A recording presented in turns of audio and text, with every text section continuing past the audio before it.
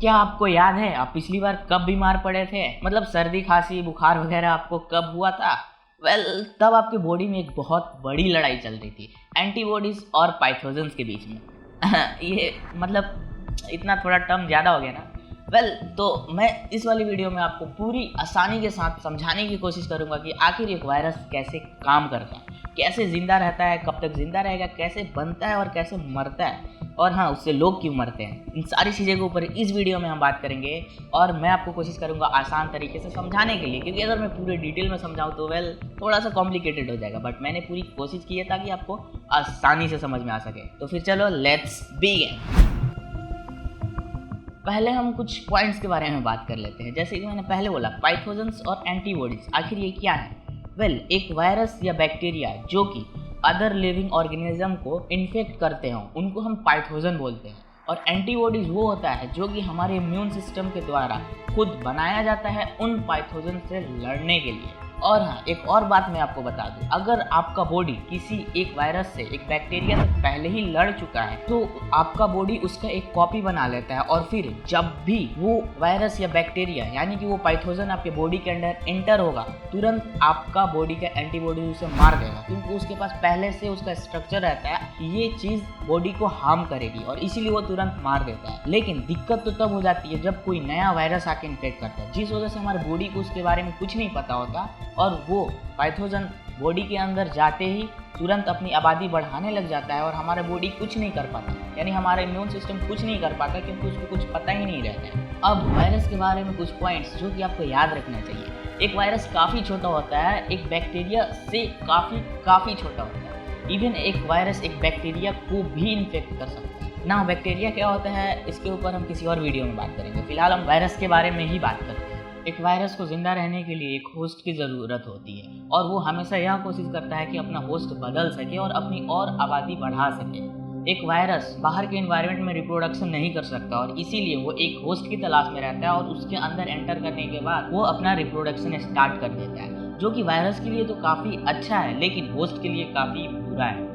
एक वायरस बाहर के एनवायरनमेंट में कुछ टाइम के लिए ही जिंदा रह सकता है। हर वायरस का अलग अलग टाइमिंग होता है। जैसे कि बात करें राइनो वायरस, जिससे हमें नॉर्मल खांसी सर्दी बुखार वगैरह होता है, जो कि लगभग 1 घंटे तक बाहर के एनवायरनमेंट में जिंदा रह सकता है। वहीं नोरो वायरस, जिससे हमें डायरिया या फिर वोमिटिंग वगैरह होता है, वो वायरस बाहर के एनवायरनमेंट में लगभग 1 हफ्ते तक जिंदा रह सकता है। वहीं अगर बात करें आज का फेमस वायरस के बारे में, कोविड-19, तो एक स्टडी के हिसाब से जो कि 13 मार्च को रिलीज किया गया था, उसके हिसाब से यह वायरस लगभग 2 दिन तक जिंदा रह सकता है। अब ये सारी चीजें एनवायरनमेंट पे भी डिपेंड करती है। एक वायरस अगर हवा में इतना देर जिंदा रह सकता है, हो सकता है कि वो कार्डबोर्ड पे या प्लास्टिक पे कुछ और ज्यादा देर तक जिंदा रह सके या और कम, मतलब कि एनवायरनमेंट के हिसाब से उसकी लाइफ एक्सपेक्टेंसी भी होती है। लेकिन अगर उसे हमेशा के लिए जिंदा रहना है तो उसे ज़रूरत होती है एक होस्ट की। और अब हम बात करते हैं कि एक वायरस आखिर कैसे काम करता है। एक वायरस की हमेशा से यही कोशिश रहती है कि वो खुद को और ज़्यादा जिंदा रह सके, खुद को और ज़्यादा रिप्रोड्यूस कर सके, और हम सबका भी तो एक अल्टीमेट गोल यही होता है ना, अपनी आबादी बढ़ाना। धरती पे लगभग सारे जीव का सिर्फ एक अल्टीमेट गोल होता है, सर्वाइवल एंड रिप्रोडक्शन, और इसी से आज तक तो लाइफ चली आ रही है। और इसी खुद को जिंदा रखने के रेस में एक वायरस अपने होस्ट को ढूंढता है, यानी कि जहां वो जिंदा रहता है, क्योंकि बाहर के एनवायरनमेंट में वो ज़्यादा देर तक जिंदा नहीं रहेगा, तो सबसे पहले वो एक होस्ट को ढूंढता है और फिर उस होस्ट से एक नए होस्ट में जाने की कोशिश करता है। जैसे कि एग्जाम्पल में हम स्वाइन फ्लू को ले लेते हैं, जो कि बर्ड से पिग में आया था और पिग से इंसानों में। पर अपना बार बार होस्ट चेंज करना इतना आसान भी नहीं होता। इसके लिए एक वायरस को अपने डीएनए को काफ़ी ज़्यादा मॉडिफाई करना होता है। जैसे कि हम इंसान होमो सेपियन से आज मॉडर्न ह्यूमन बनता है, ठीक इसी तरह एक वायरस कभी कभी इतना इवॉल्व हो जाता है कि वो अपने होस्ट को चेंज करके किसी और में रह सके। अगर उसका दूसरा होस्ट सेम जीन से आता है तो उस वायरस के लिए काफ़ी ईजी होता है दूसरे होस्ट में सर्वाइव करना। जैसे कि बंदर का वायरस इंसानों में काफ़ी ईजीली आ सकता है, लेकिन अगर बात करें एक पिग का वायरस, एक बर्ड का वायरस, तो उससे इंसानों में सर्वाइव करना काफ़ी मुश्किल होगा। पर अगर वो एक बार कर गया तो वो वायरस इंसानों के लिए नया वायरस होगा, जिससे लड़ने के लिए हमें नए वैक्सीन की ज़रूरत पड़ेगी। नाउ अब देखते हैं कि एक वायरस एग्जैक्टली किसी होस्ट के बॉडी में एंटर कर जाने के बाद काम कैसे करता है। एक वायरस नए होस्ट में तभी जा पाता है जब इन्फेक्टेड पर्सन उसके कांटेक्ट में है। जैसे कि किसी आप चिड़िया को ले लो, अगर वो किसी वायरस से इन्फेक्टेड है और आप उस चिड़िया को अपने पास रखे हो तो इजीली वो आप में आ सकता है वायरस। और जैसे कि लोग को नॉर्मल खांसी सर्दी होता है जिसका वायरस सलाइवा को भी इन्फेक्ट किया रहता है, तो उसके एक छींक में तकरीबन 20 मिलियन वायरस पार्टिकल्स होते हैं जो कि बाहर आते हैं ड्रॉपलेट्स के थ्रू। ड्रॉपलेट में वो वायरस काफी देर तक जिंदा रह सकते हैं और अगर वो ड्रॉपलेट आपके ऊपर गिरता है तो इस वजह से काफी ज्यादा चांसेस हो जाता है कि आप भी इन्फेक्ट हो जाओ। सो